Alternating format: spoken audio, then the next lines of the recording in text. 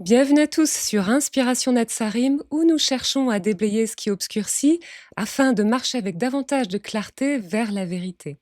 Je suis Anne-Sophie et je suis heureuse de vous retrouver pour cette nouvelle rencontre. Aujourd'hui, j'accueille à nouveau une sœur des États-Unis, Sierra, de la chaîne anglophone Numbering the Days, numéroter les jours. Car il faut bien que je me rende à l'évidence, j'accroche bien plus souvent avec le corps informationnel d'outre-Atlantique qui apporte quelque chose que nous n'avons pas vraiment dans le paysage francophone. Nos chemins se sont croisés presque dès le démarrage de nos chaînes, qui sont nées à peu près en même temps, et lorsque j'ai rencontré leur œuvre, cela a été pour moi une réponse providentielle. Alors ça tombait vraiment très bien pour moi qu'ils proposent un calendrier mural permettant de marquer les cycles du calendrier solaire de 364 jours, le calendrier que nous reconnaissons comme étant celui du Créateur. J'ai alors réalisé que leur travail ne s'arrêtait pas là.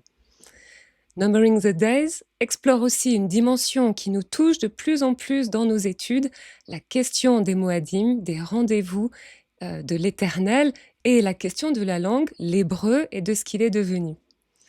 Alors, vous savez que nous ne pouvons faire l'impasse sur le fait de regarder le mot hébreu ou grec, à consulter les définitions lorsque nous souhaitons avoir une herméneutique solide, et c'est déjà un pas important. Mais Sierra, elle, va plus loin encore, elle remonte sous ses couches jusqu'aux racines anciennes, aux structures premières de la langue. Leur approche part d'une constatation lucide, l'hébreu moderne que nous connaissons aujourd'hui n'est vraisemblablement plus l'hébreu originel tel qu'il était compris par les patriarches, les prophètes ou les apôtres. Et le constat est là, des tournants historiques majeurs dans la langue, des glissements de sens au fil des siècles, des fixations de voyelles et enfermements introduits par les nicoudes et des ponctuations changeant le sens. Et Sierra et son mari Joshua travaillent justement à défaire ces couches afin de revenir au plus près de la langue première et à montrer comment ces altérations influencent nos traductions, nos doctrines et la manière même dont nous lisons et comprenons l'écriture. Alors je l'ai invité parce que je crois que mieux comprendre les Écritures et la volonté de notre Père céleste passe par reconnaître que la langue originelle s'est perdue et que ce que nous prenons aujourd'hui pour des évidences linguistiques cache souvent des strates d'histoire, de choix et d'interprétation. Et je voudrais juste ajouter ceci, nombre de croyants désireux de retrouver le chemin ancien tout en marchant avec Yahusha se retrouvent sans le vouloir orientés vers la Bible massorétique, non pas parce qu'ils ont consciemment choisi cette voie, mais parce qu'elle sous-tend la majorité de nos Bibles contemporaines. Et cela vient en grande partie des choix éditoriaux de Jérôme, Eusèbe Sophrone Jérôme, lorsqu'il a composé la Vulgate au IVe siècle en s'appuyant sur l'hébreu de son époque tel qu'il lui était transmis par les maîtres juifs qui ne reconnaissaient pas notre Messie. Sans toujours saisir les strates historiques et interprétatives que cela implique, beaucoup glissent ainsi presque imperceptiblement vers une lecture façonnée par le judaïsme rabbinique ou à l'inverse, vers un rejet total. Et mon souhait avec cette émission est de proposer des éléments qui permettront peut-être de re-questionner certaines évidences et de réorienter la recherche vers la véritable ancienne voie. Et petit aparté, c'est aussi pour cela qu'il est si important de considérer la Septante, la tradition grecque très ancienne, qui témoigne d'un texte antérieur au choix massorétique. Et d'ailleurs, Sierra va nous parler d'une découverte qu'elle a faite à ce sujet, notamment après une rencontre avec une érudite grecque. En tout cas, nous allons ouvrir cette porte ensemble. Comment la langue s'est-elle transformée? Qu'a-t-on perdu ou redéfini au fil du temps? Et comment revenir, autant que cela nous est possible, à la pensée originelle que les écrits sacrés portaient? Alors évidemment, cet entretien sera en anglais, sera publié, doublé en français sur Inspiration Netsarim, et vous le trouverez en version originale sur la chaîne Numbering the Days. Et voilà, je vais finir avec mon intro, avec Jérémie 6,16. Ainsi dit Yahweh, tenez-vous sur les chemins, regardez, demandez les sentiers anciens, où est le bon chemin, marchez-y et vous trouverez le repos pour vos êtres. Merci Sierra d'être avec nous aujourd'hui.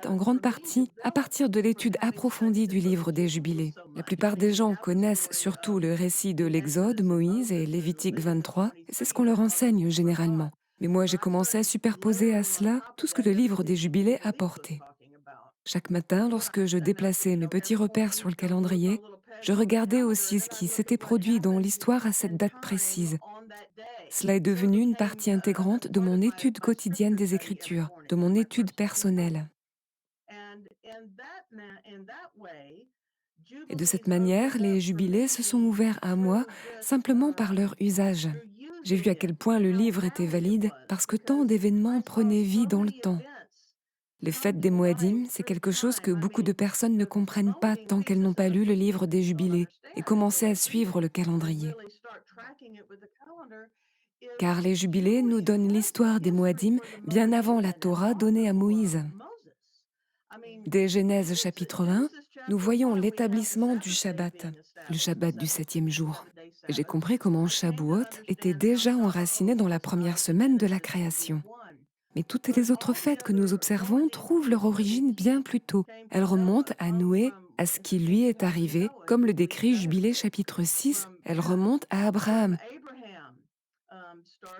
et même à Sarah et Abraham qui ont quitté l'Égypte et célébré leur délivrance du Pharaon bien avant l'Exode tel que nous le connaissons.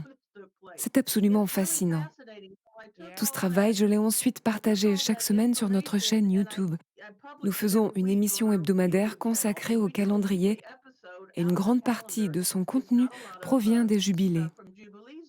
Et à mesure que j'ai commencé à apprendre la langue et à observer attentivement ce qui se déroule dans le calendrier, je dirais aux gens, compréhension des Moadim vient en grande partie du livre des jubilés.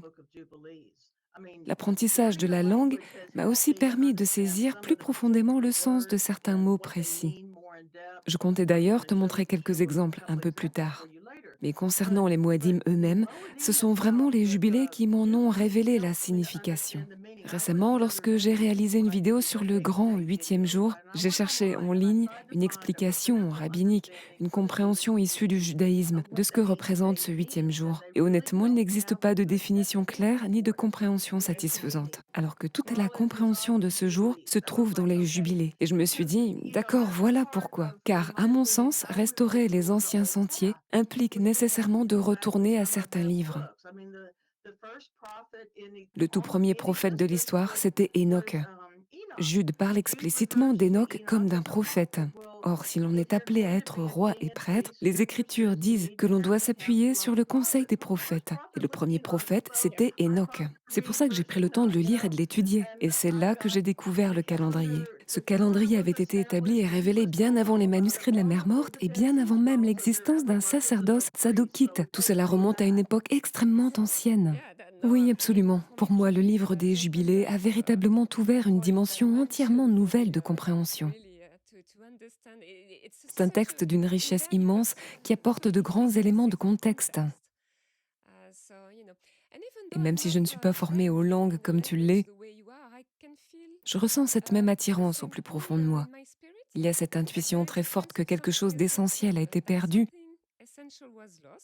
mis de côté, et que Yahweh est aujourd'hui en train d'éveiller en beaucoup le désir de le retrouver.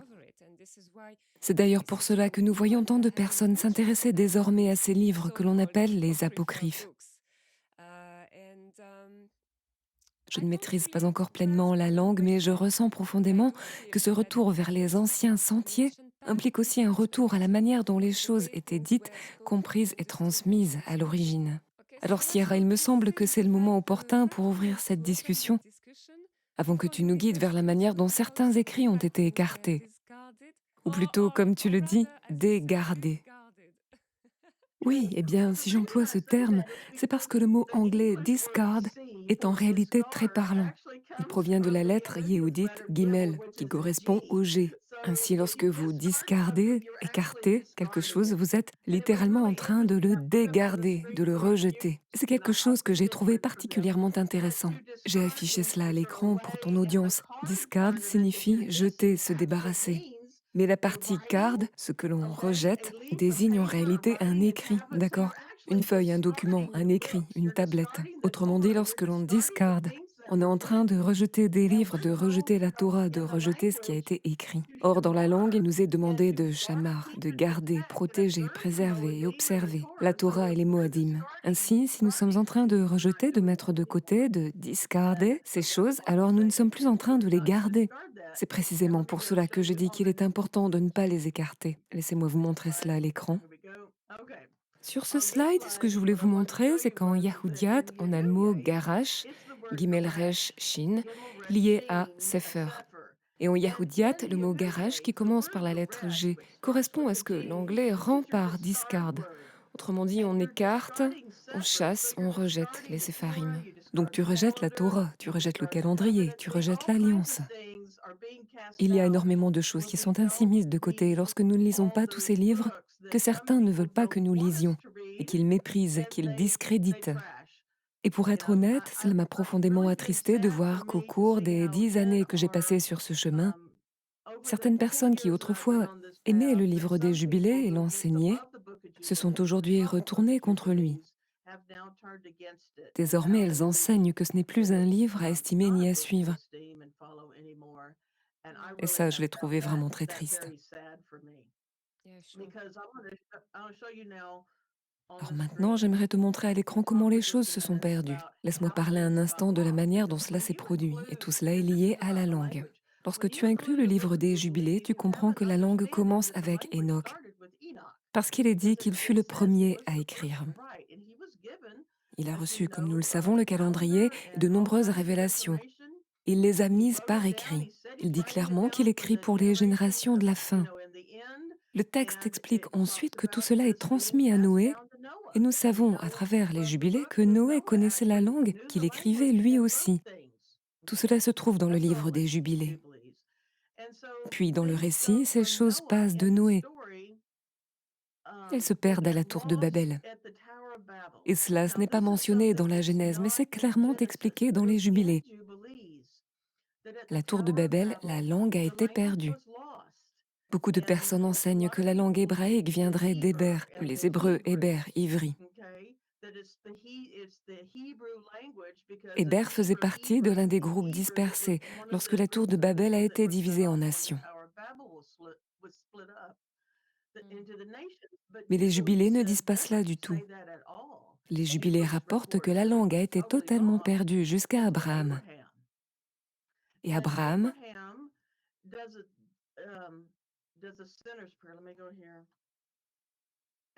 j'ai fait une vidéo là-dessus, dans le livre des Jubilés, il sort d'Our au premier jour de l'année et il prononce ce que l'on pourrait appeler la première prière de repentance. Il crie pour être délivré. Aide-moi, sauve-moi de ce peuple. C'est exactement ce qu'il prie dans les Jubilés. Et Yahweh lui répond immédiatement. Il lui dit, tu as crié vers moi pour recevoir de l'aide, et je vais te répondre, mais tu vas devoir quitter la maison de ton père. Tu vas devoir sortir de la Babylone de ton époque. Tu vas devoir sortir et je vais te montrer les chemins dans lesquels marcher. Les jubilés et la Genèse ne s'alignent pas toujours parfaitement.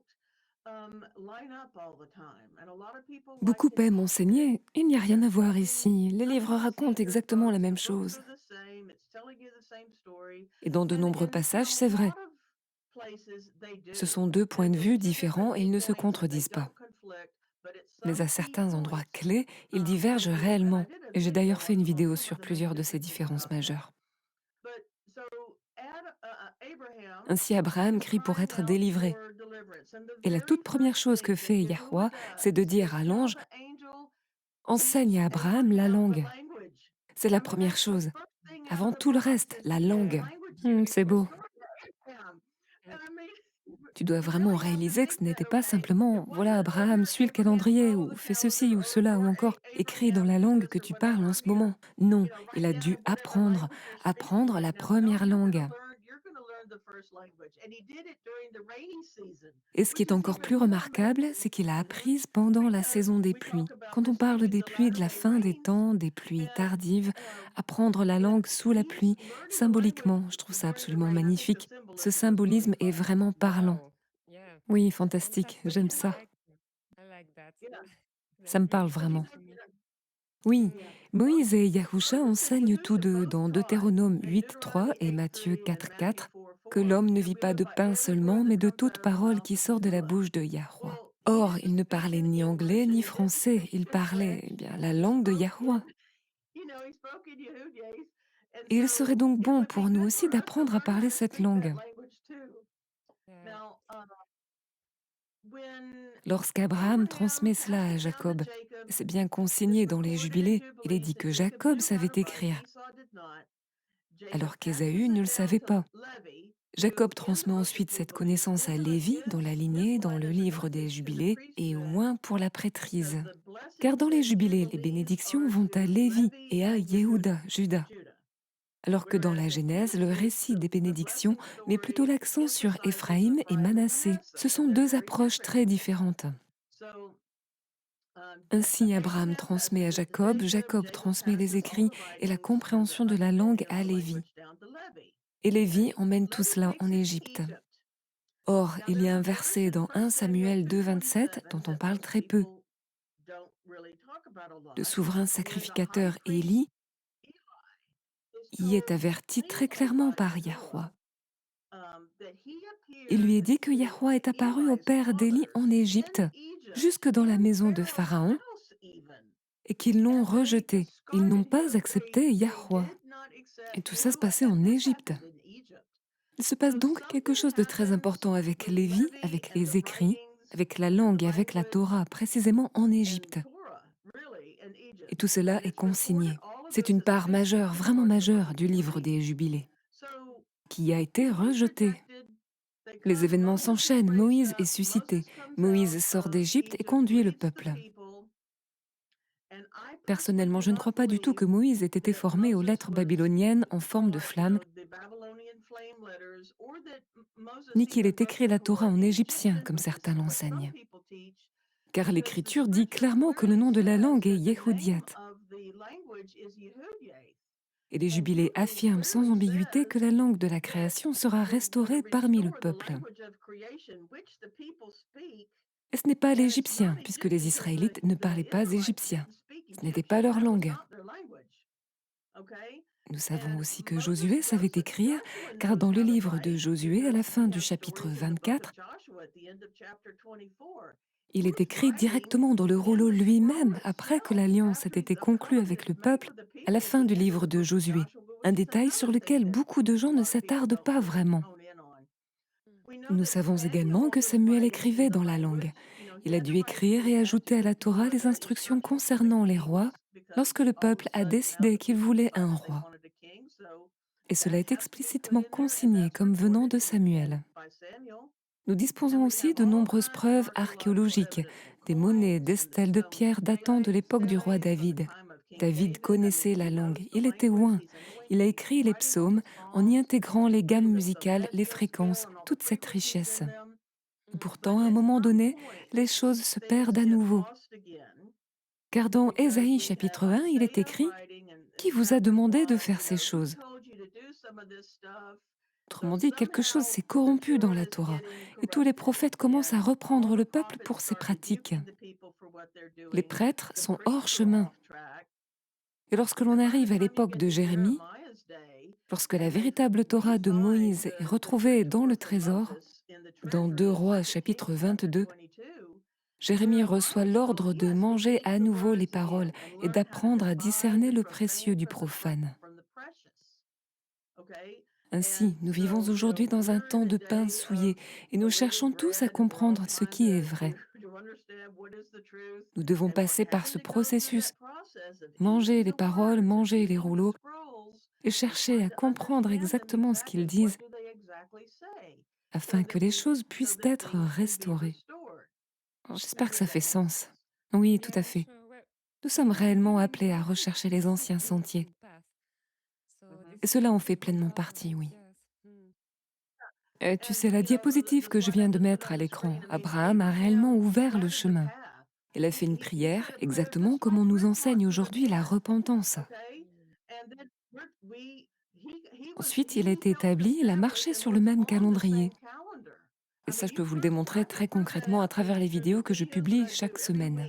Vous verrez comment Abraham, et tout particulièrement dans nos vidéos sur les Moadim, je parle en détail des jubilés, d'Abraham, de Noé, de Jacob, et de la manière dont les fêtes ont été instituées à travers cette lignée. Nous sommes donc en train de vivre un réveil de ces mêmes choses aujourd'hui, d'accord? N'assistons-nous pas à un réveil de la Torah?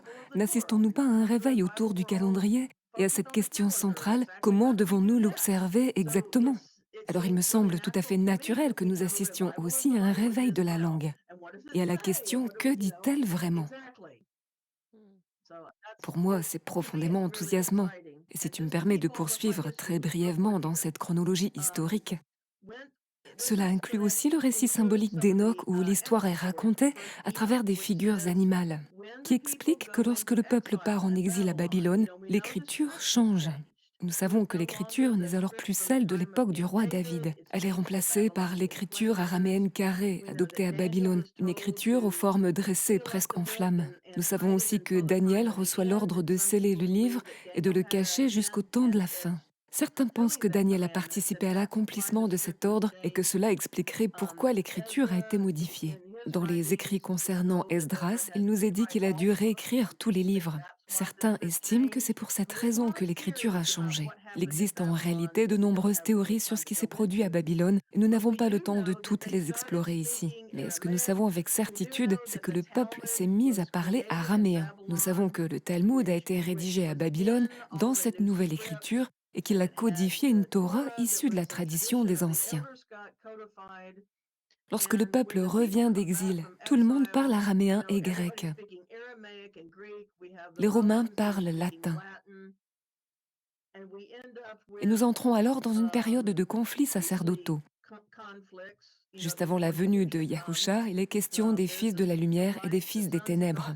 Des prêtres se retirent vers Bethabara ou vers Qumran, et nous avons les manuscrits de la mer morte. Des écrits sont cachés dans des grottes pour être préservés.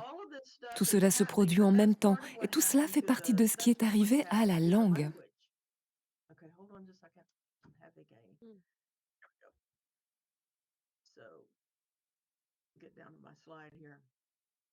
Et c'est dans ce contexte, celui des manuscrits de la mer morte, des conflits au temple, que Yahusha entre en scène. Et que fait-il? Il réinstaure. Il est la semence d'Abraham. Alors que fait-il? Il enseigne la repentance. Il cherche à vous ramener sur les anciens sentiers. Abraham s'est repenti. Abraham a crié, délivre-moi. Et Yahusha a dit, me voici, je suis ton Rédempteur, venu pour te délivrer. Il porte les eaux vives, il porte la véritable Torah, il enseigne depuis une perspective ancienne. Regardez ce qui est dit dans Jean 7,15. Les gens s'émerveillent et disent comment cet homme connaît-il les lettres alors qu'il n'a jamais étudié? Il avait déjà été au temple lorsqu'il était enfant, échangeant avec les docteurs de la Torah, avec les rabbins. Or, ce que nous lisons aujourd'hui de ces scènes nous est parvenu dans l'écriture babylonienne dite d'Esdras. Donc l'étonnement des gens ne pouvait pas venir du fait qu'ils connaissaient cette écriture-là. Ce n'était pas cela qui les frappait. Ils ne se seraient pas émerveillés s'ils connaissaient le grec. Ils ne se seraient pas émerveillés s'ils connaissaient l'araméen. Mais nous savons qu'à cette époque, il existait encore des rouleaux dans certaines synagogues et lieux d'études rédigés dans l'ancienne écriture de Yahoudiat. Et le fait qu'ils connaissent cela, oui, aurait suscité l'émerveillement. Car cette connaissance était en train de se perdre, tandis que tout était progressivement transféré dans l'écriture babylonienne d'Esdras. Je pense donc que c'est cela qui les frappait. Ils connaissaient la langue ancienne. Il en connaissait la perspective et surtout il connaissait la parole de son Père. Car il dit, l'homme ne vivra pas de pain seulement, mais de toute parole qui sort de la bouche d'Élohim. Je fais partie de ceux qui croient que ce qui est sorti de la bouche d'Élohim, c'est le Yahoudiat, la langue de la création, une langue qui remonte jusqu'au commencement. C'est cette parole-là dont nous avons besoin. C'est pour cela que ce sujet me passionne autant. Yeah, it really opens up Oui, cela ouvre vraiment beaucoup de portes, je trouve, understanding, the pour comprendre la pensée origin originelle, of la pensée divine en réalité. actually. Et c'est And this is précisément what ce que I je trouve si find intéressant dans ton interesting in your travail. work. Oui, et je voulais simplement ajouter une chose. J'ai fait une vidéo, c'est d'ailleurs la plus vue de toute notre chaîne. Et beaucoup de personnes ne le savent pas, mais Yahusha et les disciples observaient aussi le calendrier ancien. Tes auditeurs le savent peut-être déjà, mais je voulais vraiment le mentionner ici. So, Alors, Sierra, Sierra, avant d'aller plus loin, pourrais-tu expliquer clairement quelle différence cela fait d'étudier les fêtes à travers le Yahoudiat plutôt qu'à travers l'hébreu moderne? Oui, bien sûr. Lorsque j'ai commencé à étudier les fêtes, je lisais simplement la traduction anglaise de la King James. J'allais dans Lévitique chapitre 23 et je lisais aussi le Tanakh comme beaucoup de gens. J'en retirais une certaine compréhension et je pratiquais les fêtes du mieux que je pouvais en me basant sur ce que disait l'anglais. Mais honnêtement, je ne comprenais pas vraiment ce qu'elle signifiait. Roi dit fais ceci, fais cela, fais-le à tel jour, agite l'orge et ainsi de suite. C'est bien, je comprends les fêtes surtout d'un point de vue agricole. Et nous en sommes profondément reconnaissants, et nous devrions l'être, pour toute la nourriture que la terre produit, une terre qu'il a créée. Mais en réalité, il y a bien plus que cela. Et à l'écran, j'ai commencé par quelque chose de très simple, par exemple. Voici un verset du Lévitique. Là où il est dit que ce que nous appelons les fêtes sont en réalité ces saintes convocations. Le mot saint, ici, c'est Kodesh, là en haut. Cela signifie sanctifié, mis à part pour un but précis. Moi, je viens d'un contexte très classique, États-Unis, arrière-plan chrétien. Alors Noël arrive, c'est une grande fête. Et même si beaucoup disent Jésus est la raison de la saison, dans la pratique, ce n'est pas vraiment vécu ainsi. C'est un temps mis à part, oui, mais pas dans ce que j'appellerais un sens saint, disons-le comme ça. Ensuite, il y a le mot mikra. Un mikra est une convocation officielle. C'est un terme juridique. C'est d'ailleurs le même mot que le grec ecclésia, qui est devenu église. Quand Yahusha dit « Sur ce rocher je bâtirai mon ecclésia, et les portes du Sheol ne prévaudront pas contre elle », il utilise le mot grec ecclésia. Or, historiquement, ecclésia désigne un corps légal, une assemblée officielle dans le système de gouvernement grec. Quand tu remontes ce mot dans le Tanakh, tu découvres qu'il correspond au mot convocation.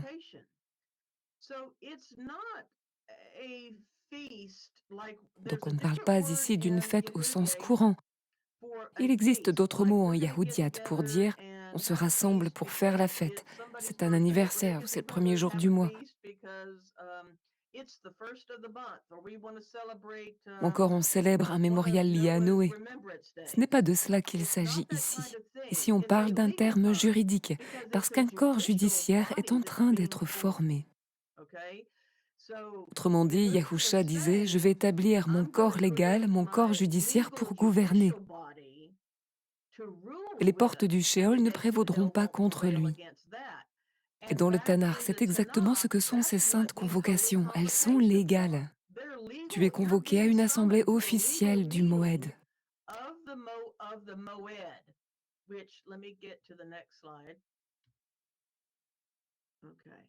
Les Moedim, on les appelle toujours fêtes.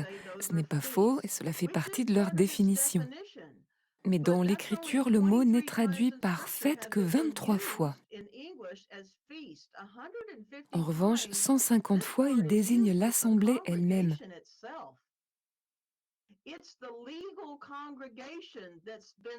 L'assemblée légale convoquée pour ses rencontres avec Yahweh.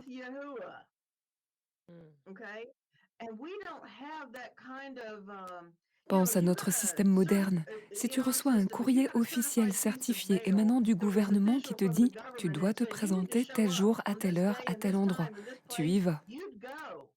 Eh bien, j'essaye d'expliquer aux gens que c'est exactement cela.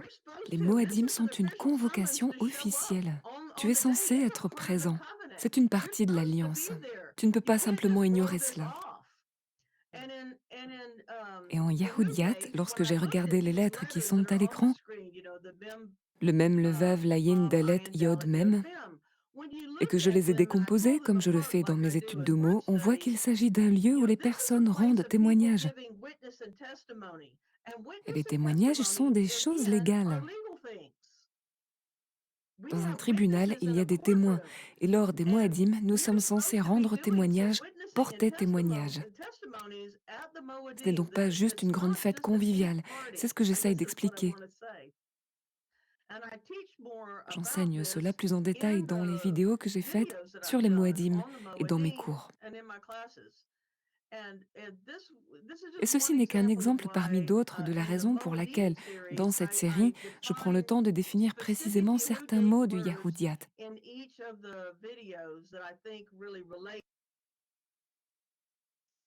Parce qu'ils éclairent profondément le sens des Moadim. C'est un lieu où l'on rend témoignage, et le témoignage, c'est légal. Nous allons dans des tribunaux, des lieux mis à part pour témoigner. Ce sont des convocations officielles.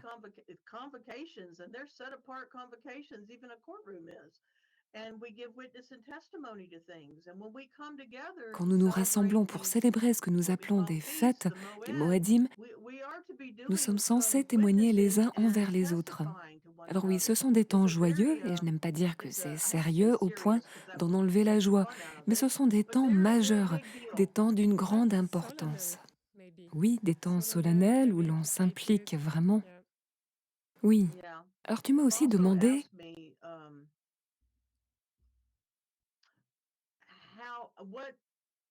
qu'est-ce que la langue ancienne révèle qui resterait autrement caché. Et l'un des éléments majeurs qui a été caché, c'est le nom même de la langue. On en a déjà un peu parlé, mais je voulais vraiment le mentionner ici dans la vidéo. La langue ne s'appelle pas hébreu. Le peuple hébreu parlait une langue nommée dans les Écritures, elle s'appelle Yahoudiat. On trouve ce terme dans 2 Rois 18, 2 Chroniques 32, Ésaïe 36 et Néhémie 13. C'est clairement attesté. On dit souvent, laissons la Bible se définir elle-même. Eh bien, si on le faisait vraiment, on verrait que dans les traductions anglaises, françaises, quand il est écrit « ils parlèrent dans la langue des Juifs », le mot utilisé dans le texte est « Yahoudiat ». Ce n'est pas écrit, tu sais, Yahoudim, et ensuite un autre mot pour langue. Il est écrit Yahoudiat. C'est pour cela que j'emploie ce terme et que je n'utilise plus l'expression paléo-hébreu, parce que j'ai appris ce que c'était réellement. Oui, c'est vraiment très intéressant. La langue hébraïque moderne israélienne a été créée à la fin des années 1800. Elle ne contient qu'environ 30% du vocabulaire du Yahoudiat biblique.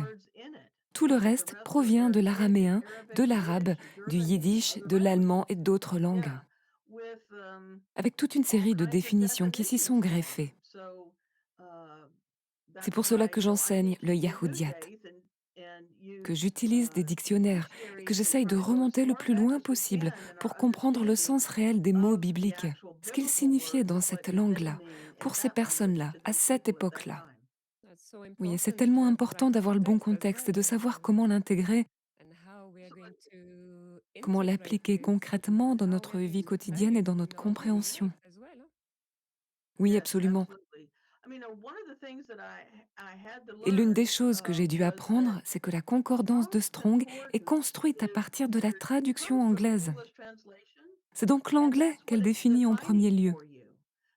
J'ai découvert de nombreux passages où Strong ne donne pas les définitions des mots tels qu'ils apparaissent dans le texte massorétique,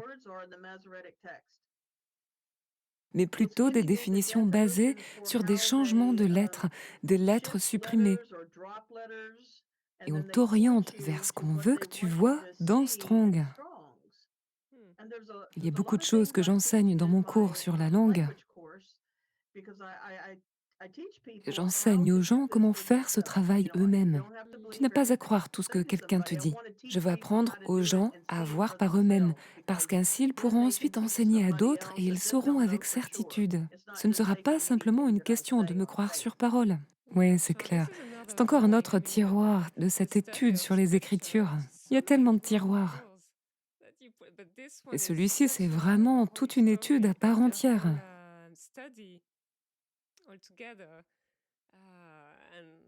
En tout cas, ce que tu partages est vraiment très intéressant parce que beaucoup de gens partent du principe que le système de Strong est déjà complet et totalement transparent. Alors entendre que certains mots ne sont pas traduits ou que des lettres ont été modifiées ou déplacées, ça ouvre forcément la porte à des questions beaucoup plus profondes sur la méthodologie et sur la transmission. Oui, exactement. C'est d'ailleurs quelque chose que je dois aborder sur plusieurs heures d'enseignement dans mon cours. Je vais te montrer un autre exemple à l'écran qui illustre pourquoi la langue est si importante.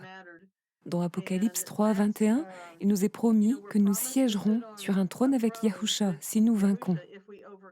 Alors je me suis posé la question, qu'est-ce que le mot trône signifie en Yahoudiat? Et au-delà de ça, que signifient les mots amour, vérité, jugement, justice? Que fait réellement la personne qui est assise sur ce trône? Je voulais comprendre, dans la langue d'origine, ce qui est censé se passer sur ce trône. Et comment fonctionne le mishpat, le processus de jugement dans le royaume. Et cette recherche est finalement devenue toute une série d'études de mots. Par exemple, ma compréhension de la miséricorde a été complètement transformée lorsque j'ai commencé à étudier les définitions originales liées au jour des expiations. Parce que, là encore, on est dans un cadre juridique. La miséricorde est un terme légal. Que ce soit en anglais ou en yahoudiyat, l'idée est la même. Selon la loi, tu es coupable et tu encours la peine maximale pour tes actes. Et pourtant, au lieu d'être condamné, tu reçois la miséricorde. Tu reçois la miséricorde. Tu es acquitté. Et tu as alors besoin du consolateur, de la Ruach HaKodesh, que tu reçois par Yahusha, qui devient ton avocat dans la salle d'audience, afin que tu puisses obtenir miséricorde, parce que tu t'es repenti, parce que tu es revenu et que tu as été réintégré dans le royaume. Il y a énormément de choses liées au jour des expiations et à toute la période entre Zacharie et Yom Kippourim, que j'ai étudiée en profondeur cet automne. Je partageais beaucoup de ces études de mots sur la chaîne et dans les vidéos consacrées au Moadim. Il y en a trop pour tout aborder ici. Mais prends par exemple Jean 14,16. Il est dit que nous recevons un consolateur. Alors oui, ça sonne doux, réconfortant, presque émotionnel, on aime cette idée. Mais en réalité, ce qui nous est envoyé, c'est quelque chose de légal. C'est un avocat, afin que nous obtenions miséricorde devant le trône. C'est exactement cela. Et c'est ainsi que tu peux demeurer dans le royaume et devenir une personne sanctifiée. Honnêtement, c'est absolument fascinant. Il y a aussi un autre travail que j'ai fait que je voudrais mentionner rapidement. Je parle souvent de ce mot ecclésia. J'ai fait il y a longtemps une vidéo de recherche montrant comment apprendre à travailler à partir du texte massorétique et de la Septante grecque,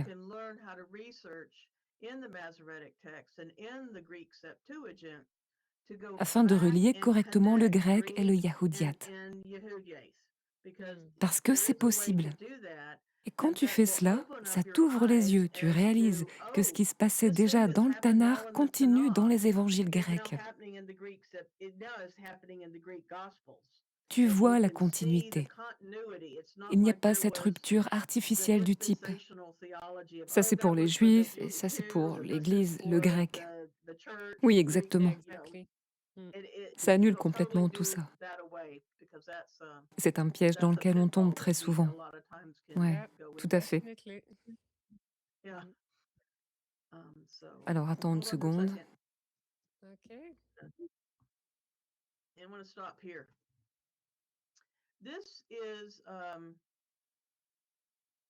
Ceci est encore une autre chose que j'ai découvert en travaillant là-dessus. C'est une question liée au Moedim et à la manière dont le Yahoudiat donne vie aux choses. J'ai fait une vidéo sur les mathématiques que j'ai observées dans le comptage de l'Homer et sur le Yahoudiat impliqué dans cette période du compte de l'Homer. Cette vidéo contient donc des éléments mathématiques et elle parle aussi de la lumière. Tu sais, Elohim est lumière. Et même scientifiquement, c'est intéressant parce que nous devons entendre la parole. Le son se transforme en signal lumineux lorsque celui-ci entre par nos oreilles et notre cerveau traite l'information sous forme de lumière. C'est ainsi que le son est réellement traité. Donc, pendant que je réalisais cette vidéo et que j'étudiais les Moadim sous un angle mathématique, j'ai découvert quelque chose que je trouve vraiment unique. Les Moadim sont liés à Genèse chapitre 1, verset 1. Ils sont liés à la sagesse. Quand on parle de sagesse, pense à Proverbe 8. Le mot Chochma, la sagesse, a pour valeur 37 et 73, selon les deux formes de gematria utilisées lorsque l'on convertit les lettres en nombres. Et cela fonctionne ainsi dans les deux alphabets, hébreu et grec. On attribue des valeurs numériques aux lettres. Yeah, you mean gematria, yeah? Mm. Donc 3 fois, il est écrit dans le Tanakh que l'on doit monter à Jérusalem pendant les 7 temps fixés. C'est clairement consigné dans Lévitique 23. On a 7 Moedim. Nous avons donc 3 montées à Jérusalem, 7 Moedim. Mais lorsque tu lis les jubilés ou que tu étudies les manuscrits de la mer morte, tu en arrives aussi à comprendre qu'il existe une fête de l'huile nouvelle et une fête du vin nouveau. Beaucoup de gens ne les observent pas, mais moi je les observe. Ouais, je le fais aussi. Et quand tu prends tout cela en compte, tu te trouves avec 3 périodes distinctes où tu dois compter 49 jours jusqu'au 50e jour. Mmh. Il y a 2 fois des 3, et puis on a 7 au milieu. Et tout cela forme un schéma numérique très précis, un 37 et un 73. Et quand tu prends la valeur numérique de Genèse 1.1, tu arrives à 2701. Et lorsque tu multiplies la sagesse, dont la valeur est le reflet de 37 fois 73, tu obtiens également 2701. Pour moi, il existe une connexion très profonde entre le fait de marcher sur ce chemin, de faire ces 3 périodes de comptage, de prendre la fête de l'huile nouvelle et la fête du vin nouveau, et le fait d'être réellement mis à part. C'est comme si tout cela se plaçait dans une dynamique de recherche du nouveau ciel et de la nouvelle terre. Si je devais le formuler ainsi, s'il existe un chemin qui mène vers les nouveaux cieux et la nouvelle terre, alors je vois les Moadim et cette compréhension-là comme ce chemin. C'est un chemin en termes de fréquence, un chemin de retour. C'est le chemin, c'est clair. Yeah. No, I mean, your study is Ton amazing étude est because impressionnante it parce qu'elle met en lumière really quelque chose que j'ai toujours gives, perçu.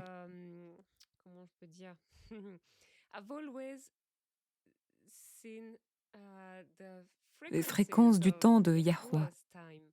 It's like Pour moi, le the temps fonctionne comme une frequency fréquence, un peu comme sur le Thor, Taurus of the un peu comme dans le Thor biblical de la cosmologie cosmology, biblique. Une terre flat, plane, immobile, sous un stationary, firmament.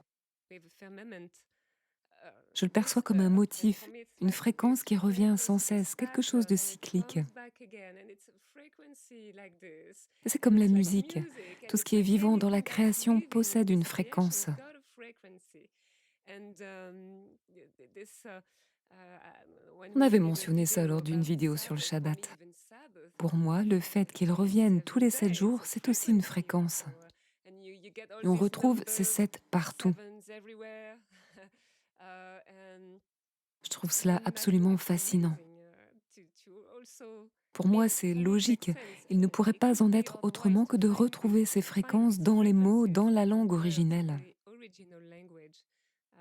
C'est aussi pour So this cela is que j'ai why I tellement look hâte de forward suivre ton cours parce que je to vais your apprendre course tout cela. because I'm gonna learn all of that. I mean, I think I suppose it's not. Et comment How dire? can I put it?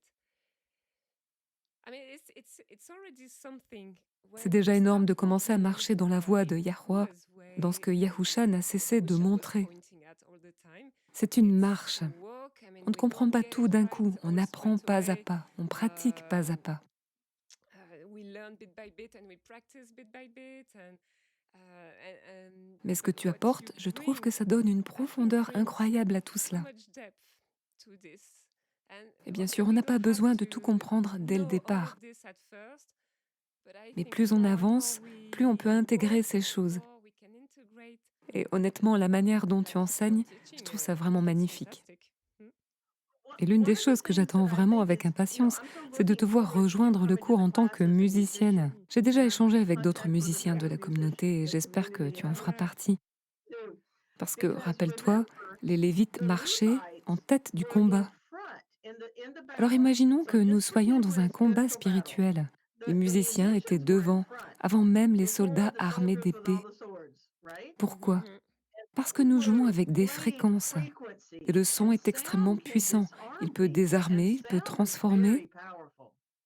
Ainsi, lorsque des musiciens comprennent les fréquences des mots, la cimatique impliquée, et qu'ils apprennent à combiner des mots qui vibrent sur des fréquences similaires, je pense que cela peut devenir quelque chose d'extraordinaire. Personnellement, et c'est mon avis, je pense que cela va porter la musique à un tout autre niveau.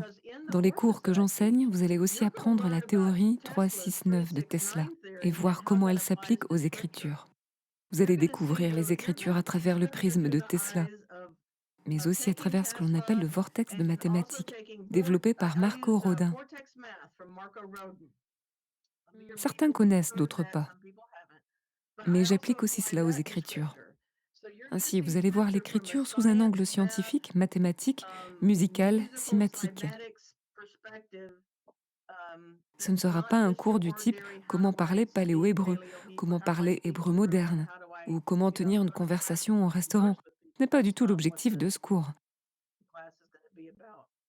Et je voulais te montrer cela parce que tu me l'avais demandé avant que nous ne manquions de temps.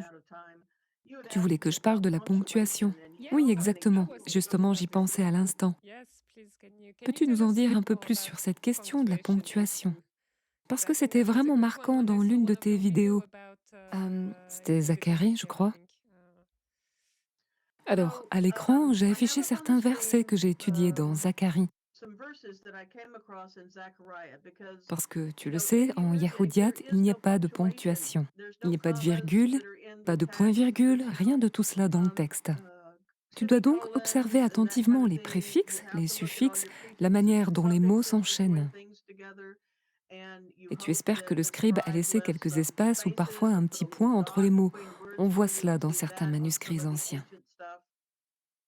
En anglais, comme dans toutes les traductions modernes, ce sont les traducteurs qui prennent les décisions. Où placer la ponctuation, comment découper le texte en versets. Ce sont des choix qu'ils font à ta place lorsque tu lis une traduction. C'est la même chose pour les manuscrits de la mer morte. Prenons Zacharie 7:9.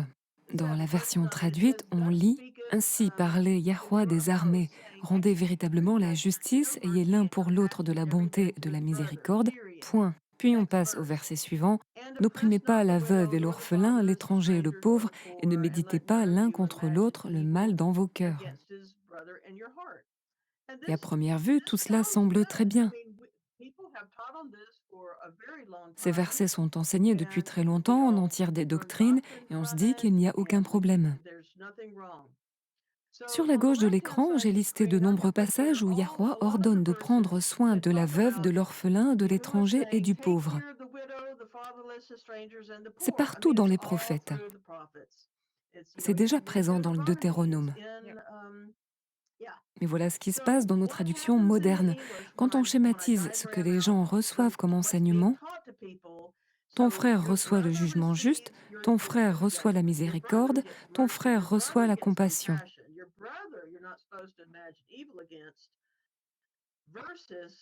Et pour la veuve, l'orphelin, l'étranger et le pauvre, eh bien, tu n'es simplement pas censé les opprimer. Or, il y a une énorme différence entre ne pas opprimer quelqu'un et lui rendre un jugement juste, lui montrer de la miséricorde et agir avec compassion envers lui. Tu peux très bien être indifférent, apathique, sans opprimer, mais sans jamais exercer la justice, la miséricorde ou la compassion. Donc, telle que la traduction est construite, elle décharge largement les gens de leurs responsabilités, si tu veux mon avis. Quand j'ai regardé le texte en Yahoudiat et que je suis allée dans le texte massorétique, j'ai observé comment un verset s'enchaînait avec le suivant. Et ce que j'ai remarqué, c'est que là où apparaissent la veuve, l'orphelin, etc., le verset commence par et. Dans des traductions modernes, les traducteurs ont réorganisé l'ordre des mots pour produire le sens qu'ils voulaient. Mais quand tu regardes le texte lui-même, il n'y a aucune rupture. Cela enchaîne. Ceci concerne ton frère et la veuve et l'orphelin. Il n'y a pas de coupure à cet endroit. Cette séparation a été artificiellement insérée.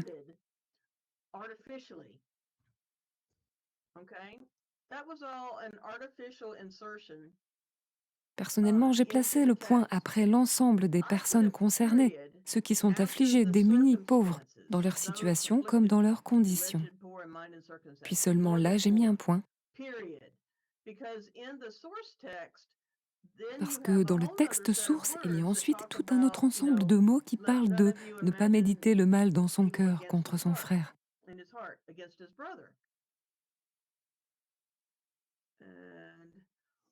Ce que je voudrais te montrer, même si je n'ai pas vraiment le temps de le faire ici, C'est que j'aurais aimé afficher le texte massorétique à l'écran et le parcourir en détail avec toi. Mais avec tout ce que nous voulons aborder aujourd'hui, le temps ne nous le permet pas. Sur la gauche de l'écran, tu as la King James. Et ce que je veux dire, c'est que lorsque j'ai regardé comment les mots sont réellement écrits, et non pas comment les traducteurs les ont découpés, le texte se lit d'un seul tenant. Cela donne quelque chose comme exercer la miséricorde et la compassion chacun envers son frère et envers les veuves et envers les personnes privées de soutien et envers les étrangers sans droit et envers les pauvres, les affligés, les misérables, tant dans leurs conditions que dans leurs circonstances. J'ai volontairement conservé tous ces termes parce que c'est la pleine définition du texte. Quand on dit les pauvres ou les affligés, on parle de personnes dans des situations très concrètes.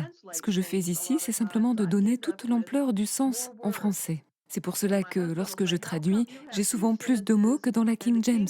Mon mari me dit parfois, pourquoi est-ce que tu as deux phrases alors que la King James n'en a qu'une? Et je lui réponds, parce que j'essaye de te dire tout ce que le texte signifie, pas seulement une partie.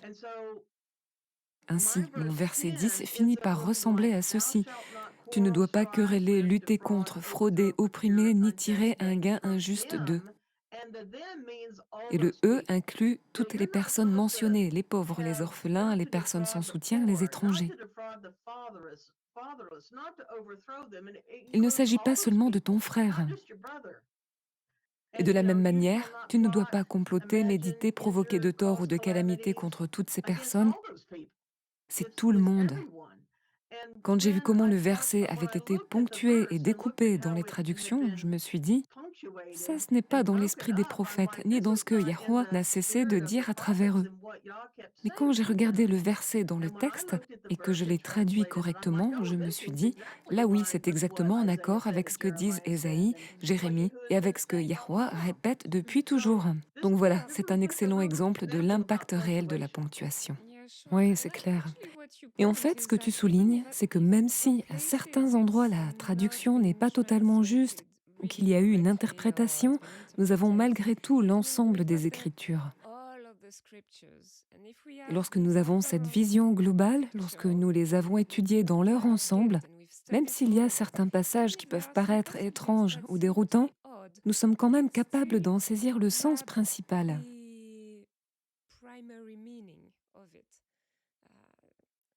Et ça, je pense que c'est vraiment important pour les personnes qui nous écoutent. Parce que, tu sais, j'ai beaucoup d'amis autour de moi qui me disent « Oui, mais à quoi bon? Pourquoi s'embêter puisque les Écritures ont tellement été modifiées, puisque les hommes les ont changées ?» Si on explique tout ça, ce n'est absolument pas pour dire qu'il ne faut pas étudier les Écritures. Soyons clairs.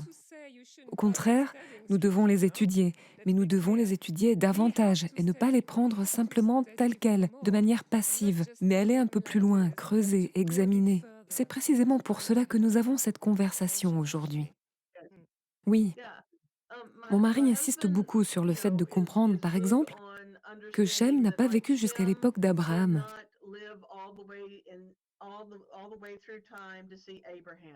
Il y a eu des changements dans le texte massorétique par rapport à l'original, c'est vrai.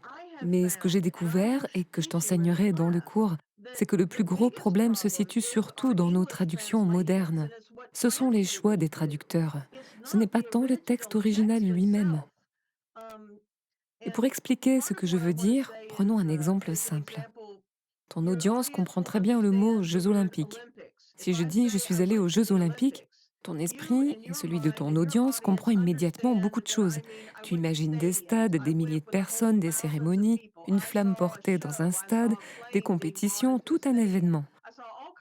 Et pourtant, je n'ai utilisé qu'un seul mot. Or, bien souvent, le problème avec les traductions, selon moi, c'est que dans le texte original, il y avait ce mot-là, Jeux olympiques. Et le traducteur a décidé de rendre cela par Sierra est allée dans un endroit où il y avait des jeux. Et tu lis ça et tu te dis ah très bien, il y avait des jeux. Mais tu n'as pas du tout reçu toute la réalité de ce que sont les Jeux olympiques. Tu n'as pas le contexte, tu n'as pas la richesse du sens, tu n'as pas la profondeur de l'événement. Eh bien, c'est exactement ce qui se passe très souvent avec les traductions bibliques. Quand tu étudies le texte massorétique, les mots dont tu as besoin sont toujours là. Il faut simplement apprendre comment en extraire le sens parce que les traducteurs ne te donnent pas toujours toute la portée de ces mots. C'est ça mon point.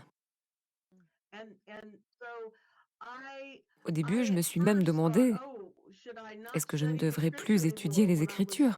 À cette époque, j'étais immobilisée sur mon canapé en plein processus de recherche. Et je me posais vraiment la question. Et puis je me suis dit, non, non, non. Je me suis tournée vers mon mari et je lui ai dit, tout est encore là. Ce qu'on peut voir dans les Écritures est incroyable. C'est édifiant, c'est vivifiant. Je pouvais rester éveillée des heures entières tellement j'étais enthousiaste devant ce que je découvrais. C'est vraiment une expérience vivante. Tu manges les paroles, tu digères les semences de la parole et elles prennent vie en toi. Mmh. C'est une chose merveilleuse à vivre. Mmh. Et maintenant, je voudrais te montrer un dernier exemple. C'est une courte vidéo que j'ai publiée sur la chaîne en apprenant les pronoms, les suffixes et tout ce genre de choses. J'ai remarqué que dans certains passages, les pronoms n'étaient pas correctement traduits. Je me suis dit, attends, ici il est écrit elle. Pourquoi ont-ils traduit par il?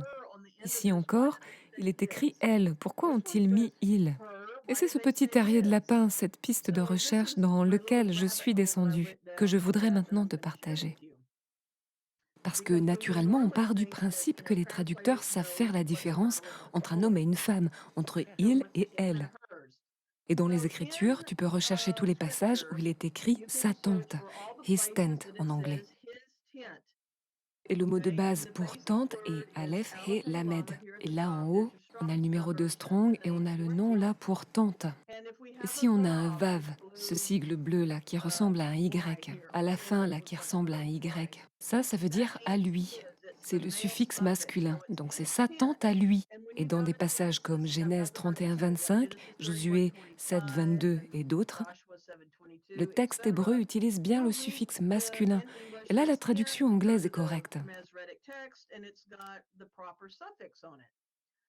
Mais ce que j'ai découvert, c'est que dans d'autres passages comme Genèse 12-8, Genèse 35-21 ou encore Genèse 9-21, le texte hébreu utilise un suffixe féminin. Autrement dit, le texte dit littéralement sa tente à elle. Et pourtant, en anglais, ces passages ont été traduits par his tent, sa tente à lui. Et là, je me suis demandé pourquoi effacer cette information? Parce que cela cache quelque chose dans le récit. Je me suis dit qu'il y avait quelque chose dans l'histoire qu'on ne nous montrait pas, qui est caché. Et j'enseigne beaucoup d'exemples où l'on voit ce phénomène. Par exemple, Noé est découvert dans sa tente à elle. Abraham dresse sa tente à elle, entre Bethel et Haï. Et Jacob dresse sa tente au même endroit avec la même formulation. Et je me suis dit, pourquoi ne pas vouloir que le lecteur le sache? Et il y a plein de choses toutes simples comme ça que tu découvres et tout d'un coup, ton regard change. Tes yeux s'ouvrent à de nouvelles compréhensions. Et tout est encore là, dans le texte, pour enrichir ta lecture. C'était juste un petit exemple facile à montrer. Yeah. Ouais, merci Sierra. And Et à through your travers tes recherches, research, have as-tu you constaté que le found that féminin aurait pu the être feminine atténué ou effacé was maybe suppressed in dans the des modifications later ultérieures des Écritures ou pas changes in vraiment? scriptures? Or not really? Oui, oui, absolument. C'est clairement le cas. Je n'ai pas préparé d'exemple précis ici, mais je vais t'en partager un et tu comprendras tout de suite. Le mot père en hébreu, c'est Aleph Bet. Chaque fois que je vois père dans nos traductions et que je vais vérifier dans le texte massorétique, c'est bien Aleph Bet, père. Et je ne vois pas ce mot utilisé pour autre chose. Père ne veut pas dire tante, hein. Le mot père n'est pas détourné vers un autre sens. En Yahoudiat, Aleph Bet est toujours rendu par père. En revanche, le mot mère, Aleph Mem, c'est différent. Quand tu regardes le texte massorétique, environ 50% du temps, mère est bien traduit par mère. Et c'est très bien. Déborah dit par exemple « Je suis une mère en Israël » et le texte utilise bien « Aleph Mem ». Quand il est question de Sarah comme mère, c'est aussi Aleph Mem. Mais lorsque tu passes par les concordances et que tu observes les voyelles, les points, les nikouds, tout ce travail massorétique effectué autour des 7e, 10e siècles, tu découvres qu'à de nombreux endroits, le mot mère est soit traduit par autre chose, soit pas traduit du tout, alors qu'il est bien présent dans le texte massorétique. Autrement dit, le mot est là, mais il disparaît de la traduction. Alors, le mot mère est beaucoup mis de côté. Quand tu prends ce terrier de lapin, ça a énormément d'implications théologiques, symboliques, disons-le ainsi. Donc oui, je constate que le féminin est souvent recouvert et que la voix féminine est parfois mise de côté. C'est pour cela que cet exemple de sa tante à elle m'a autant frappée, parce que la question devient à qui appartient ce féminin? Qui est ce elle? Ouais, clairement. Et tu sais, Sierra, tu m'as parlé de ton ami grec. Est-ce que tu voudrais nous en dire un petit peu plus? Parce que personnellement, je m'intéresse beaucoup à la Septante. C'est une référence importante pour moi. Et ce que tu m'as raconté à ce sujet était vraiment très pertinent. Tu devrais le partager à notre audience. Alors, j'ai fait connaissance d'une femme sur YouTube. Elle s'appelait Nikki. Malheureusement, sa chaîne n'existe plus aujourd'hui. Sinon, je vous y aurais envoyé. Nikki était grecque, elle vivait à Chypre. Elle avait étudié à l'université d'Athènes et elle avait étudié tous les philosophes. Elle était pleinement grecque, élevée dans la tradition grecque orthodoxe. Nikki se joignait parfois à nous pour le Shabbat, et c'était vraiment très riche de partager des moments avec elle. Elle voulait apprendre le Yahoudiat et de son côté, elle traduisait le grec ancien. Parce qu'elle avait observé des altérations dans la langue grecque moderne. Elle travaillait notamment sur l'évangile de Jean, qu'elle traduisait pour sa mère, parce qu'elle ne voulait pas que sa mère soit induite en erreur, même à l'intérieur de la culture grecque, par le texte grec tel qu'il est transmis aujourd'hui. Et ça, honnêtement, ça m'a beaucoup marqué.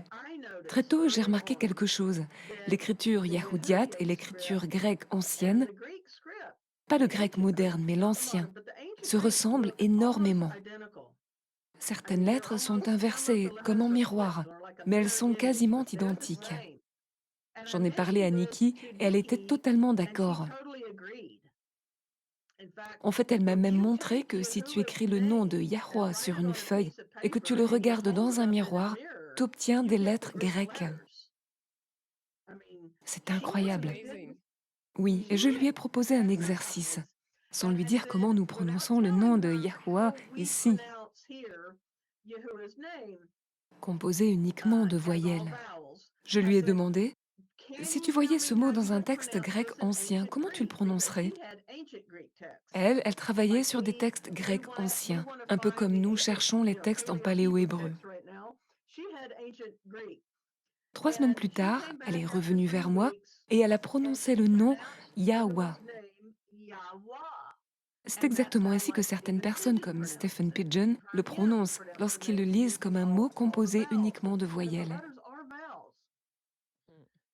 Elle était arrivée indépendamment à la même conclusion et elle m'a expliqué que dans ses recherches en grec ancien, ce nom était associé à l'idée de la joie la plus haute, la plus grande joie imaginable.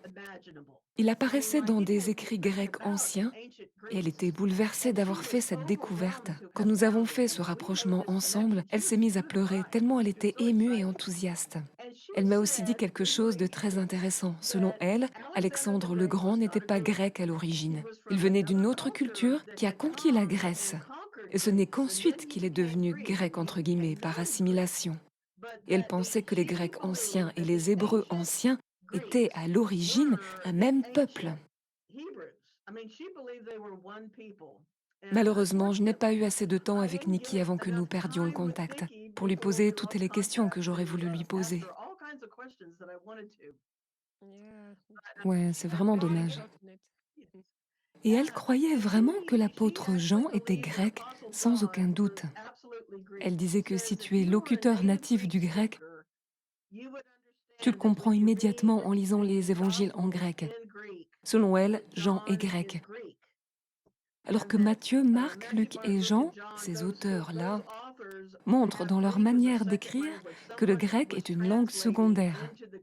Elle pensait donc que pour ces écrits-là, quelqu'un traduisait vers le grec à cause de la structure des phrases, des tournures, du style. Mais pour Jean, elle disait, non, là, ce n'est pas une traduction. Jean devait être grec. And what's your take on that? You do think Et toi, that qu'en penses-tu? the Est-ce que tu penses que les évangiles ont d'abord été écrits en araméen, Aramaic in first, yeah? ou Or bien qu'ils ont été were rédigés dans deux written langues en parallèle? Qu'est-ce que tu en penses? simultaneously? What do you think? Because we Parce que, de ce que je sais, nous n'avons pas retrouvé de texte source araméen. Nous avons surtout un témoignage, je crois, c'est Eusèbe de Césarée, si je ne me trompe pas, l'historien qui mentionne que Matthieu existait en hébreu. Mais concrètement, nous n'avons pas retrouvé ces textes en araméen. Oui, c'est exact.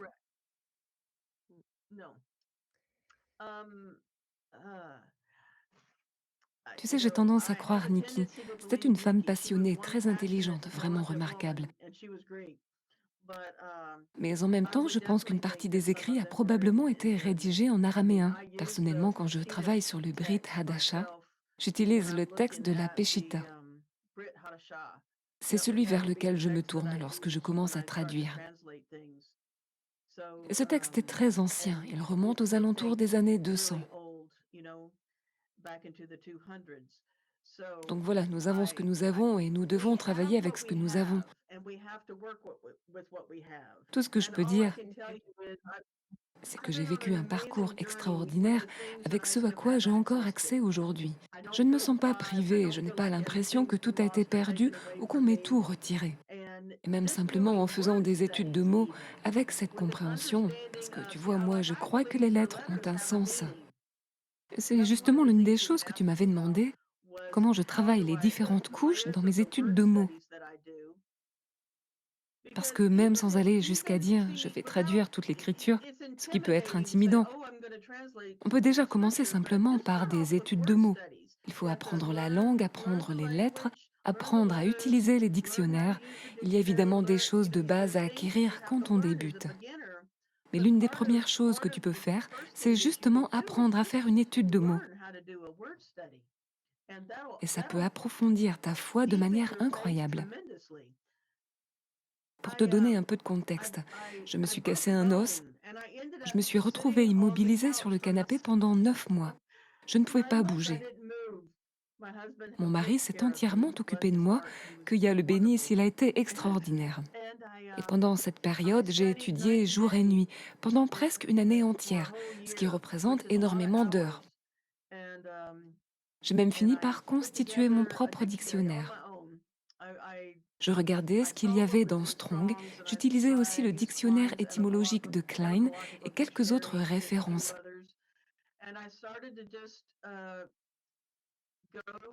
Et je me suis mise à parcourir les Écritures à travers le temps, en faisant des études de mots et en traduisant un verset à la fois.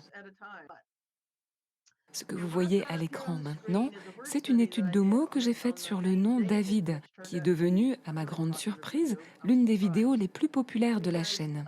Le nom David est orthographié de manière très cohérente dans les manuscrits de la Mer Morte. Dalet, Vav, Yod, Dalet. C'est l'orthographe que vous voyez en bas, avec le Yod en bleu. L'orthographe du haut est celle que l'on trouve généralement dans les Écritures, à l'exception d'un verset dans les Chroniques où apparaît la forme complète du nom propre de David. Quand je fais une étude de mots, la première chose que je fais bien sûr, c'est d'aller voir Strong, les dictionnaires et les références bibliques traditionnelles.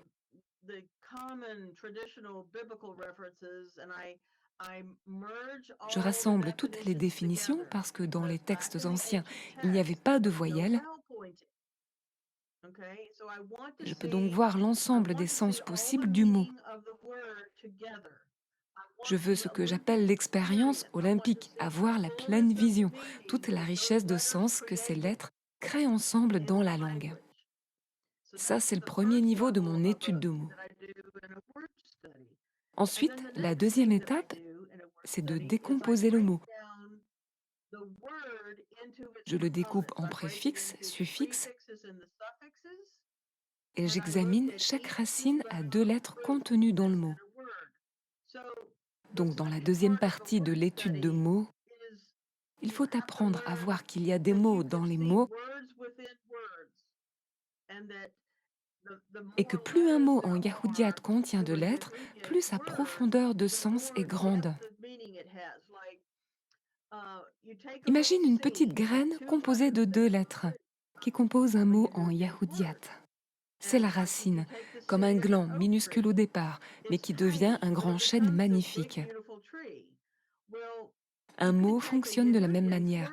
Plus il est long, plus il porte de sens et plus il devient riche et vivant. De cette manière, on peut le voir grandir et on peut en observer tous les composants. On peut aussi voir les choses ainsi. Tu manges un morceau de pain, mais si tu l'observes au microscope, tu découvres qu'il est composé de blé, d'eau, peut-être d'huile. Tu vois alors tous les éléments qui composent ce pain. Eh bien, dans une étude de mots, nous faisons exactement cela. Nous regardons les composants du mot. Enfin, la troisième étape, c'est d'intégrer le sens des lettres elles-mêmes. Tous les enseignants en paléo-hébreu ne sont pas d'accord avec cette approche et certains n'y adhèrent pas du tout.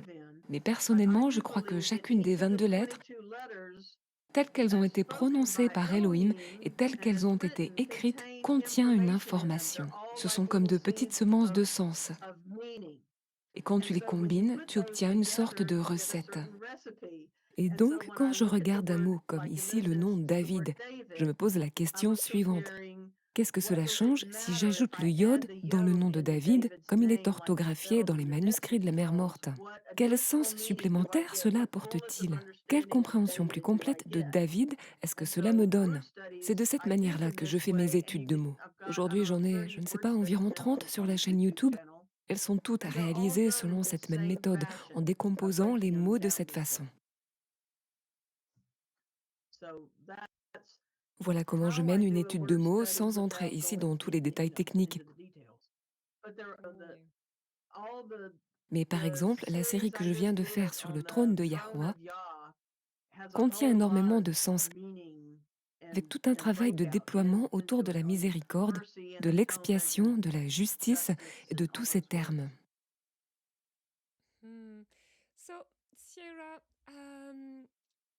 Alors would you like to Sierra, est-ce tell que us tu voudrais about nous parler de la your manière way d'explorer of l'identité d'une personne exploring a person's identity à through travers their son nom name en in yahoudiate? Yehoudiat? Est-ce que tu Would you accepterais like de nous to tell expliquer us cela? about this? D'accord.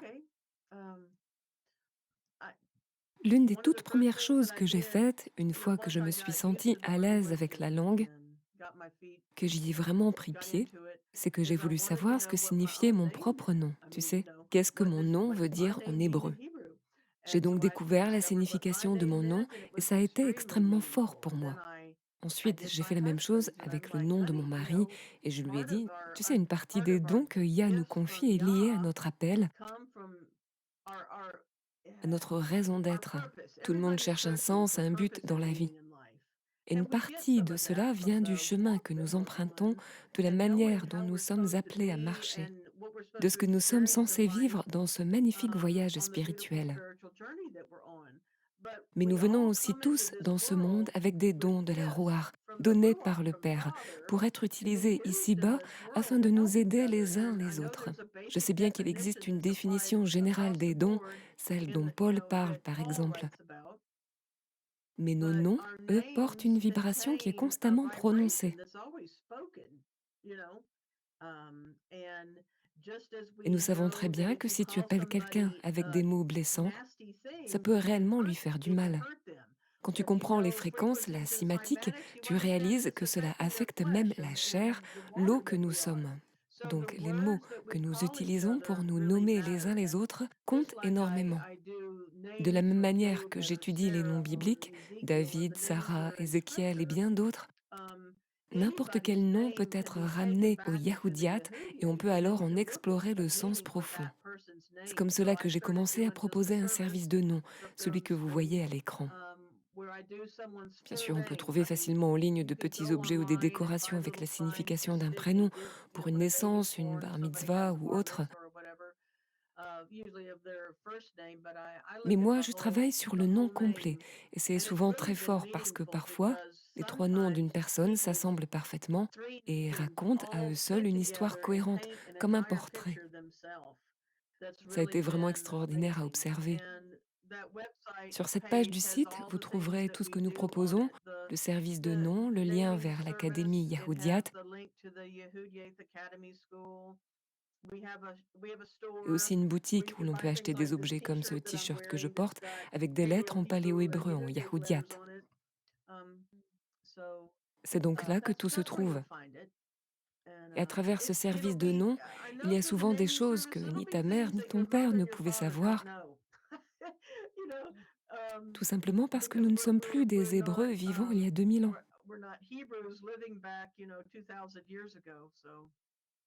Yeah. Oui. Yes, you're Est-ce right. qu'il y a Is there encore quelque anything chose que else you tu want voudrais ajouter? to address? Oui, il y a encore une chose que je voudrais vraiment aborder.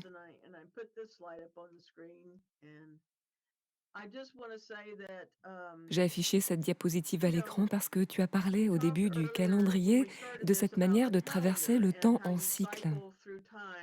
Et c'est justement cela, un processus de croissance. On ne sait pas tout d'un coup. Tu entres sur ce chemin et il faut du temps pour grandir. Tu ne vas pas tout comprendre immédiatement. Yeah. Moi, ça fait 10 ans que je suis sur ce chemin et j'apprends encore chaque année. Mon expérience des Moadim s'approfondit chaque année en sens, en compréhension, en profondeur. Je pense que tout ce dont nous avons parlé aujourd'hui peut se résumer ainsi. On commence comme Abraham, on commence comme lorsque Yahusha est venu, appelant les gens à la repentance et à la délivrance. Alors on commence à observer le Shabbat, on sort des églises, on sort du culte du dimanche et on entre dans le Shabbat. Puis on commence à garder les commandements. On veut savoir quels sont réellement tous les commandements.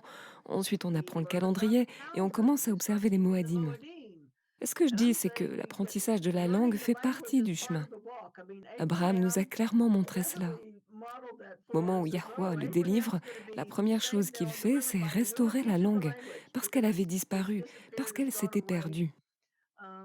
Il faut marcher dans la lumière que tu reçois, pas aller directement à la fin du livre.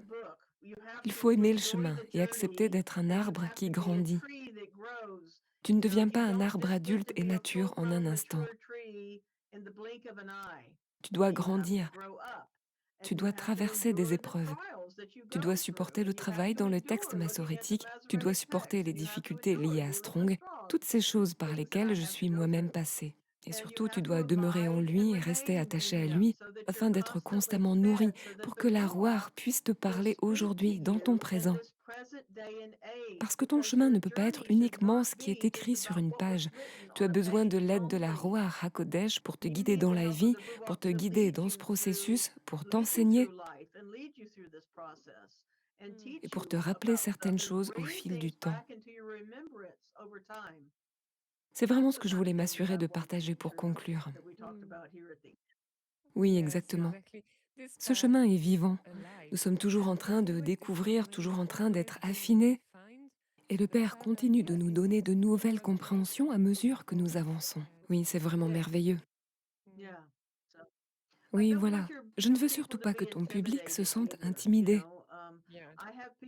J'ai des personnes qui suivent mes cours dans des conditions très différentes. Par exemple, un groupe vient juste d'être diplômé hier soir. Pour certains, ça leur prenait 8 heures par semaine, pour une autre personne, 12 heures par semaine. Ils travaillaient, ils avaient une vie professionnelle, ils étudiaient le soir de manière très intensive.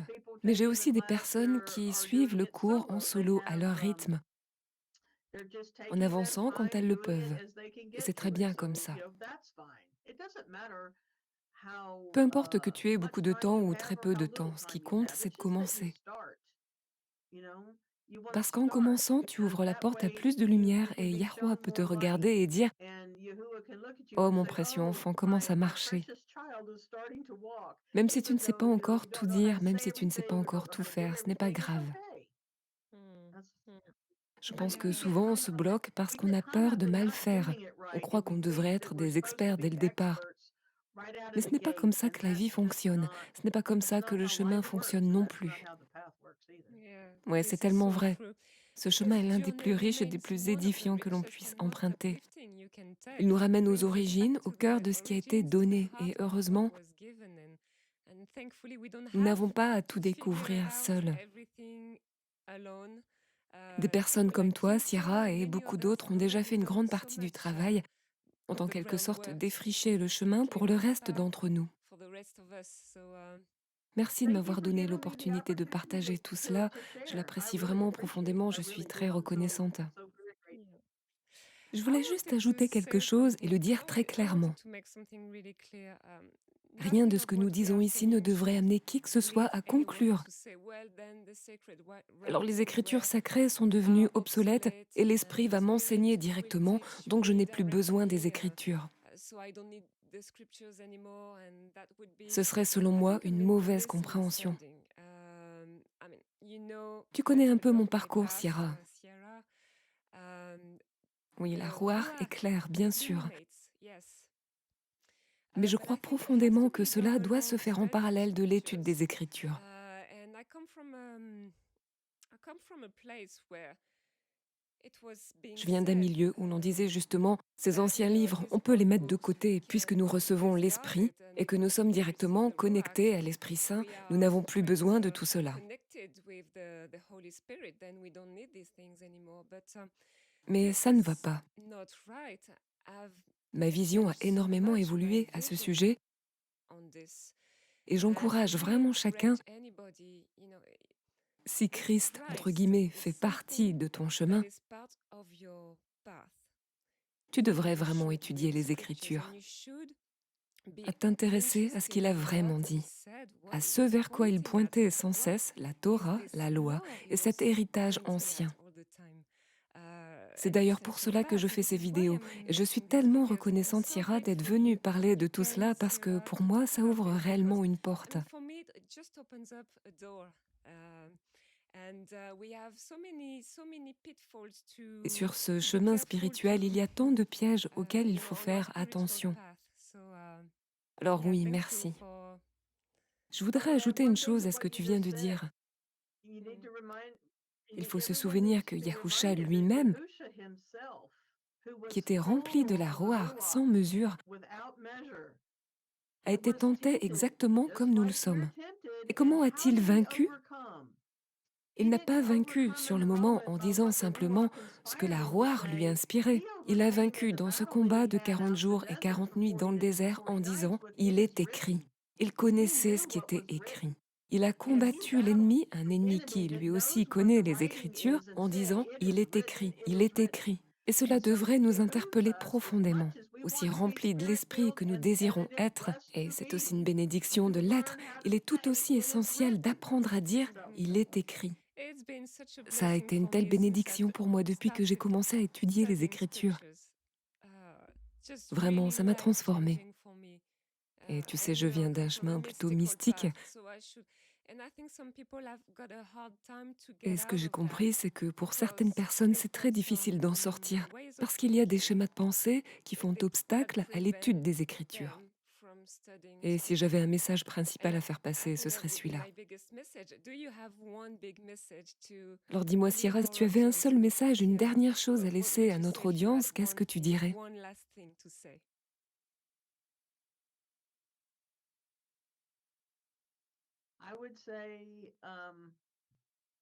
Je dirais que je veux vraiment faire écho à ce que tu viens de dire. Moi aussi, pendant une longue période de ma vie, j'ai mis la Bible de côté. J'ai grandi dans un foyer chrétien, j'avais entendu la Bible, je l'avais lue, et pourtant, moi aussi, je suis partie d'un chemin très mystique pendant longtemps. Et avec le recul, je peux dire que j'ai été profondément égarée et même trompée. Ce n'est que lorsque j'ai commencé à reprendre les Écritures, à les lire par moi-même, à regarder vraiment ce qu'elles disaient, que j'ai compris quelque chose d'essentiel. J'avais besoin de connaître les limites. J'avais besoin de comprendre les instructions de mon Père céleste. Parce que lorsque tu es racheté et intégré dans une famille, si tu n'écoutes pas la voix de ton Père, Si tu ne comprends pas ce qu'il dit de faire et de ne pas faire, tu peux facilement t'égarer. Ta vie peut dérailler. Tu peux te retrouver dans des endroits sombres où tu n'as jamais voulu aller. Ça ne veut pas dire que tu ne peux pas être secouru, mais tu peux perdre du temps, tu peux gaspiller des années, tu peux abîmer des relations familiales. Beaucoup de choses peuvent très mal tourner si tu n'as pas écouté et si tu n'as pas compris ce qui a été écrit. J'ai eu plus tard dans ma vie un véritable électrochoc, un réveil profond qui m'a mise sur le chemin que je suis aujourd'hui. Et ça ne veut pas dire que j'ai perdu ma spiritualité, ça ne veut pas dire que cette dimension a disparu, ça veut dire que désormais je suis sous la protection de ses ailes. Je suis dans un lieu sûr, un espace où je peux vivre la communion avec les autres d'une manière saine et non dans une fausse lumière qui finit par te conduire au bord du précipice. Voilà ce que je voulais dire. Yes, that makes me Ce que tu shiver viens de what you dire me donne just des said. frissons, vraiment. Thank Merci you. infiniment. Thank you so much. Merci à toi, Shalom. Merci beaucoup pour l'invitation, je suis très Thank you so much for reconnaissante. inviting me. Shalom. Appreciate it. Shalom, Yeah. shalom à tous.